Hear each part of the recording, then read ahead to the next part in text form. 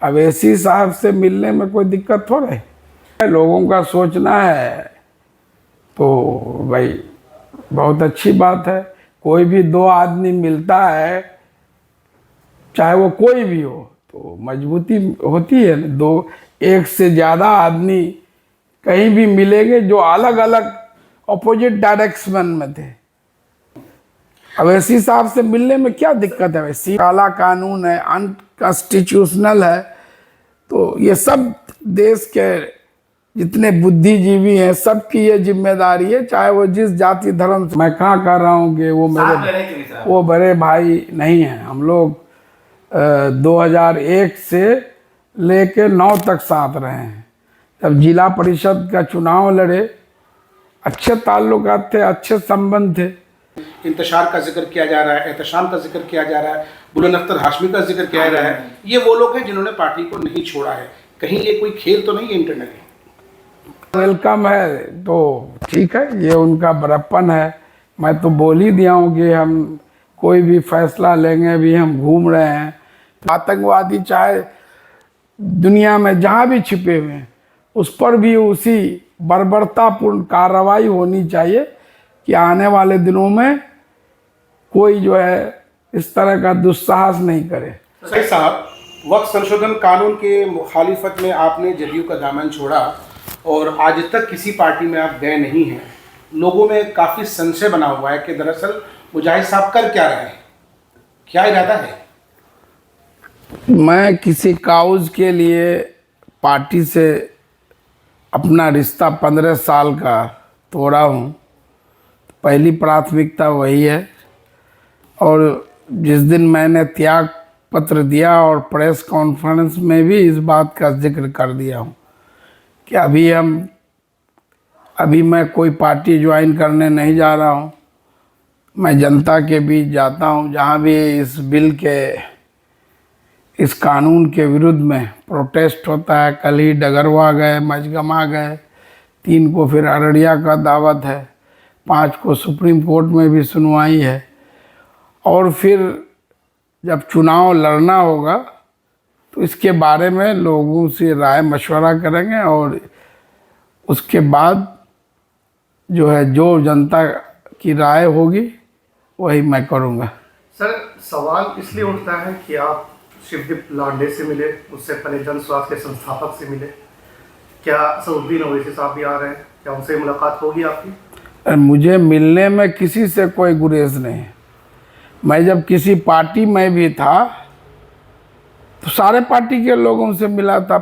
पिछले बार दिल्ली गए थे, लोकसभा चुनाव से पहले एएमयू के मामले को लेकर राजद के मनोज झा जी से भी मिले थे, कांग्रेस के इमरान प्रतापगढ़ी साहब से भी मिले थे, आम आदमी पार्टी के संजय झा जी के से भी मिले थे, और जेडीयू के कौशलेंद्र कुमार माननीय सांसद नालंदा, और जो है डॉक्टर आलोक कुमार सुमन गोपाल, सबसे मिले थे। मेरा कुछ इश्यूज था क्षेत्र संबंधित, जैसे कुछ ट्रेनें जो अमृतसर से किशनगंज होकर गुजरती हैं तो वो किशनगंज में स्टॉपेज नहीं था, और एएमयू किशनगंज सेंटर के पोस्ट सैंक्शन को लेकर, और जो है उसको एनएमसीजी में जो निर्माण कार्य पर उस ज़मीन पर रोक लगा हुआ है उसको दूर कराने के लिए। और आगे भी जो है मैं 5 को जाऊंगा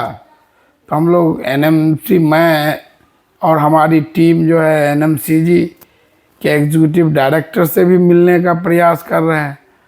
जो केंद्रीय शिक्षा मंत्री है उनसे भी मिलेंगे अगर समय मिलेगा तो, और जो जल शक्ति मंत्रालय के जो मंत्री हैं पाटिल साहब उनसे भी मिलेंगे। और प्रोग्राम है कि एएमयू के जो अभी रजिस्ट्रार हैं उनसे भी मिलेंगे।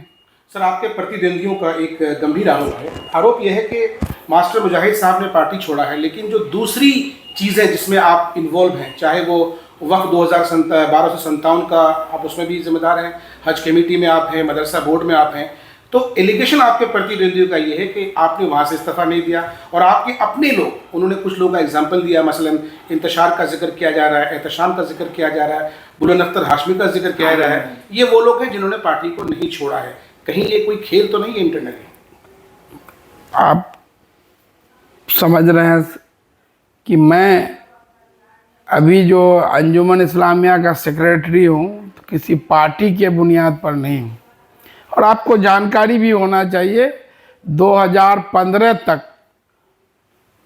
अख्तरुल ईमान साहब जो राजद के माननीय विधायक थे, अंजुमन इस्लामिया वक्फ कमेटी के वो सेक्रेटरी थे। यहाँ तो 2005 से जेडीयू की सरकार है। वो अलग चीज़ है, नोटिफिकेशन होता है उतने दिन के लिए, उसको पार्टी से कोई मतलब नहीं। अभी जैसे बुलाकी वक्फ स्टेट के सेक्रेटरी हैं फारूक साहब, वो कांग्रेस के लिए काम करते हैं, लोकसभा चुनाव में भी काम किए, तो इससे पार्टी का कोई लेना देना नहीं। और जहाँ तक हज का, मैं मदरसा बोर्ड का भी कोई सदस्य नहीं हूँ, और हज कमेटी का मामला है उसका सदस्य मैं मई तक हूँ। मई तक जो है वो 3 साल का टर्म पूरा हो जाएगा, और सरकार को अगर हटाना होगा तो हटाएंगे।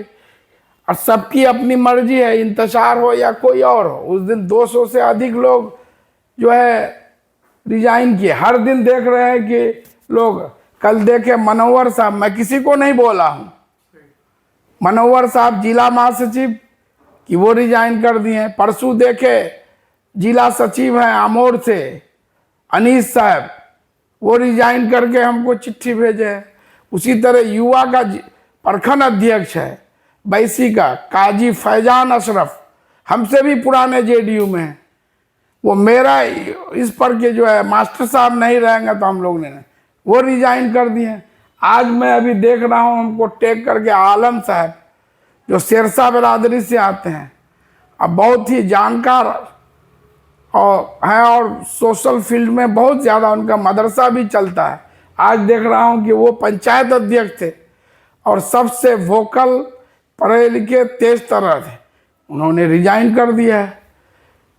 तो जैसे जैसे टाइम बीतता जाएगा, और अगर आज आप नहीं देख रहे हैं कि मैं पार्टी छोड़ रहा हूँ, तो जो लोग पार्टी में हैं उन लोग मुझे टारगेट कर रहे हैं। क्यों टारगेट कर रहे हैं? चारधार के पूर्व विधायक तौसीफ आलम ने इमाम का दामन थामा, कयास लगाया जा रहा है कि अगला नंबर मास्टर मुजाहिद साहब का है। मैं तो पहले ही आपको बता दिया, अभी मेरे किसी पार्टी में जाने का अभी इरादा नहीं है। अगर ऑफर है मैं तो जिन ठीक ऑफर है तो मैं तो जनता पर छोड़ दिया हूँ, अपने सर, लोगों पर क्षेत्र में ये छोड़ूँ। बात चल रही है, जनता के बीच में ये बात चल रही है, क्षेत्र में चल रही है कि अगर एमआईएम में अब्दुल ईमान और मास्टर मुजाहिद साहब दोनों अगर एक जगह में आ गए तो यहाँ पे एक अलग राजनीति होगी और यहाँ की सियासत अलग हो जाएगी और यहाँ एक अलग मजबूत राजनीति बनेगी यहाँ पे। तो क्या कुछ कहेंगे इसको लेकर के आप? ठीक है, लोगों का सोचना है तो भाई बहुत अच्छी बात है। कोई भी दो आदमी मिलता है, चाहे वो कोई भी हो, तो मजबूती होती है। दो एक से ज़्यादा आदमी कहीं भी मिलेंगे जो अलग अलग अपोजिट डायरेक्शन में थे, तो ये सब पर लागू होता है। कहीं ना कहीं सीमांचल तो बड़ा होगा सर। और साथ में सवाल ये भी है सर कि 3 तारीख को जो वजी साहब आ रहे हैं, क्या उनसे मुलाकात करने का कोई विचार? अरे ठीक है, मुलाकात हम तो 5 को रहेंगे दिल्ली में, तो नहीं 3 को वो आ जाएंगे। 3 को आ जाएंगे तो मैं आप तो शायद वो भी जाएंगे। 3 को नहीं हूँ, 4 को मेरी बेटी, छोटी बेटी का नीट का एग्ज़ाम है। सेंटर कहाँ है ये भी पता नहीं है मुझे। 1-2 दिन में फैमिली मेरी यहाँ आई हुई हमको लेने के लिए। हम हर दिन 1 दिन 2 दिन आगे बढ़ा रहे हैं डेट। तो पहले कहाँ सेंटर होगा, तो 3 को मैं शायद किशनगंज में, 3-4 को तो एग्ज़ाम ही है, 5 को मैं दिल्ली में रहूँगा। अब एसी साहब से मिलने में कोई दिक्कत थोड़ा है। सर, आपने शिवदीप लांडे जी और पांडे जी के लिए बाहें फैलाई, क्या ओवैसी साहब के लिए बाहें फैलाकर गले मिले? सबके लिए, सबके लिए, सबके लिए। अवैसी साहब से मिलने में क्या दिक्कत है? शिवदीप आप जहाँ बोल रहे हैं प्रशांत किशोर साहब ईद के दिन आए थे, सर एक दिन पहले बोले कि मैं किशनगंज में 10 बजे आपके यहाँ आऊँगा, उनका प्रोग्राम था, आप देखे होंगे उनका ईद मिलन वगैरह। मैं बोल दिया कि मैं पटने में, मैं जो है गांव में हूँ, तो बोला वहीं आ जाएंगे, तो वो आ गए, उसमें क्या दिक्कत। लांडे साहब भी जो है ये हुआ कि वो किशनगंज आने चाहते हैं, जो उनके लोग थे, तो फिर बोला कि नहीं बिशनपुर है तो लाइब्रेरी में, हमने ठीक है। और दोनों जगह वो सब लाइव होगा, कहीं पर भी कोई बात नहीं हुई। लांडे साहब भी आए तो उनसे भी मेरे लोगों ने और हमने भी, मेरा सुन लीजिए कि भाई आप भी ये जो वक्फ संशोधन कानून 2025 है, ये जो काला कानून है, अनकॉन्स्टिट्यूशनल है, तो ये सब देश के जितने बुद्धिजीवी हैं सबकी ये जिम्मेदारी है, चाहे वो जिस जाति धर्म से ताल्लुक़ रखते हैं, कि संविधान की रक्षा हो। उनसे भी कहा, आप प्रशांत किशोर साहब आए थे तो पैक्स चेयरमैन राजा साहब भी उनसे ये किए ईद के दिन कि आप भी इस बिल के खिलाफ, उस वक्त बिल था और इसके खिलाफ आवाज़ उठाइए और हम लोग भी आपके साथ होंगे। सर, अख्तर साहब ने कहा है कि मास्टर साहब हमारे छोटे भाई हैं और कभी आप लोग साथ में रहा करते थे, उन्होंने दरवाज़ा खुला रखा है सर, क्या आप उनका वेलकम स्वीकार करेंगे? मैंने ठीक है, मैं कहाँ कह रहा हूँ कि वो साथ में मेरे, रहे कि नहीं सर? वो बड़े भाई नहीं हैं। हम लोग 2001 से लेके 9 तक साथ रहे हैं। जब जिला परिषद का चुनाव लड़े, अच्छे ताल्लुकात थे, अच्छे संबंध थे। और फिर 2009 लोकसभा चुनाव में जो है मरहूम सीमांचल गांधी तस्लीमुद्दीन साहब के चुनाव में उनसे जो है मतभेद हुआ और फिर दोनों अलग अलग रास्ते पर चल पड़े। जी जी, तो उनका वेलकम है तो ठीक है, ये उनका बड़प्पन है। मैं तो बोल ही दिया हूँ कि हम कोई भी फैसला लेंगे, अभी हम घूम रहे हैं, तो जितना इस काले कानून के विरुद्ध में प्रोटेस्ट है, फिर जो कानूनी लड़ाई है इस मामले में लोगों को जागरूक भी कर रहे हैं, फिर लोगों से राय लेंगे, जो जनता का मेजॉरिटी ओपिनियन होगा, ये तो मैं सब जगह बोल रहा हूँ कि जो है वही हम करेंगे। सर, आखिरी सवाल ये है कि पहलगाम में जिस तरह से नापाकी हमला हुआ, जिस तरह से दरिंदों ने हमला किया और निहत्तों को मारा, और जो सरकार अभी पानी बंद की है, कैसे आप संतुष्ट हैं या फिर और भी कार्रवाई होनी चाहिए? अरे ठीक है, जो हमारा दुश्मन मुल्क है तो उसके खिलाफ कोई भी कार्रवाई होती है तो उसको जो सभी देशवासी, चाहे वो किसी जाति धर्म का मानने वाला है, सबको वो स्वीकार है। और पहलगाम हमले की जितनी भी निंदा की जाए वो कम है, लेकिन उससे भी दुख की बात यह है कि लोग उस पर भी राजनीति करते हैं। तो ये सरकार को भी सोचना चाहिए, संज्ञान में लेना चाहिए। 2014 से पहले अगर कहीं कोई छोटी मोटी घटनाएं भी होती थी, किस तरह हमारे देश के प्रधानमंत्री, उस वक्त गुजरात के मुख्यमंत्री थे, सीना पीट पीट कर कहते थे कि देश सुरक्षित हाथों में नहीं है, हमारी सीमाएं सुरक्षित नहीं। आज जो है इतनी बड़ी घटना हो गई तो इंटेलिजेंस फेलियर है, देश सिक्योरिटी फेलियर है, उनको भी जवाबदेही बनाना चाहिए। आतंकवादी चाहे दुनिया में जहाँ भी छिपे हुए हैं, उस पर भी उसी बर्बरतापूर्ण कार्रवाई होनी चाहिए कि आने वाले दिनों में कोई जो है इस तरह का दुस्साहस नहीं करे। सर, और जो है घटना को लेकर देश की मीडिया ने जिस तरीके से हिंदू मुस्लिम का जो एंगल दिया है, क्या लगता है ये देश ये बहुत ही दुखद है, दुर्भाग्यपूर्ण है।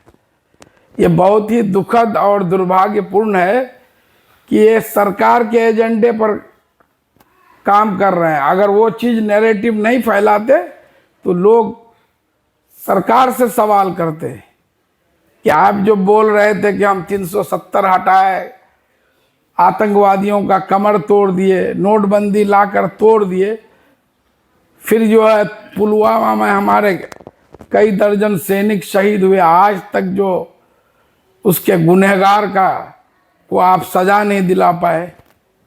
आज फिर ये घटना हुई, तो ये दुर्भाग्यपूर्ण। मैं भी वीडियो देखा, 2 जो लोग थे जो वहाँ मौजूद थे चश्मदीद, उनका, वो भी हमारे नन मुस्लिम थे, उनका मैं इंटरव्यू सुना, तो कहीं से भी वो नहीं कहा कि जाति धर्म पूछ करके मारा गया। एक को तो हाथ में गोली भी लगी है, अंधाधुंध फायरिंग हुई। जब जो हमारे नौसेना के एक अधिकारी मारे गए, उनकी बीवी भी साथ में थी, हैं। औरतों के तो जो हमारे हिंदू बहनें हैं, उनके टीका माथे में होता है, तो उससे तो पहचाना जाता है कि भाई वो नन मुस्लिम है, तो उनको फिर क्यों छोड़ दिए। तो ये सब ये कहानी बना करके ये मीडिया के द्वारा फैलाया गया जो है। लेकिन जो आप देखेंगे कि घटना में एक पर्यटकों को बचाने में एक मुस्लिम स्थानीय जो जी सैयद आदिल शाह, वो भी शहीद हो गए। और उसके बाद का हम देख रहे हैं किस तरह स्थानीय लोग घायलों को अपने पीठ पर लेकर के, अपने गाड़ियों में लेकर के हॉस्पिटल पे खाना पीना सब तरह का मदद फ्री कर दीजिए। इस बात को भी समझना चाहिए, मीडिया को इन चीज़ों को भी देखना चाहिए। वो सिर्फ नफरत का एजेंडा चलाते हैं कि सरकार का पिछलिग्गू बना के, ताकि सरकार से कोई सवाल नहीं करे। सर, पहले की सरकार में 26/11 जब हमला हुआ तो उसके बाद से वहाँ के मुख्यमंत्री हो या फिर देश के गृह मंत्री हो, उन्होंने इस्तीफा दिया था, लेकिन अब जो है कोई भी जवाबदेही जो है वो तय नहीं कर पा रहे। ये तो 2014 से ही चल रहा है। देश में हर अच्छे काम का श्रेय मोदी जी लेते हैं, और जितना गलत हो रहा है उसका श्रेय विपक्ष को देते हैं। एक नया ट्रेंड चल रहा है, वो नेहरू जी नहीं होगा, वो बोल देंगे नेहरू जी ये जिम्मेदार है। सरकार ने माना है कि फेलियर हुआ है सर्वदलीय बैठक के बाद, लेकिन फिर भी नेगेटिव चल रहा है। और जो सरकार के बड़े सांसद है, उन्होंने कहा कि जब तक पूरे हिंदुस्तानी के अंदर देशभक्ति नहीं आएगा तब तक इस तरह की घटना होती रहेगी। सारे हिंदुस्तानी देशभक्त हैं। जो लोग ये बोल रहे हैं वो अपना पहले ये करें कि वो कितने देशभक्त हैं। वो अगर देशभक्त होते, संविधान पर विश्वास होता, तो वो कभी नफरत का एजेंडा नहीं चलाते, वो भाईचारा का एजेंडा चलाते। कोई एक हिंदू अगर गलती करता है, सारा हिंदू समाज उसके लिए कसूरवार नहीं है। कोई मुस्लिम अगर आतंकवादी है, तो उसके लिए भी वही सजा होनी चाहिए जो एक आतंकवादी। ठीक है सर।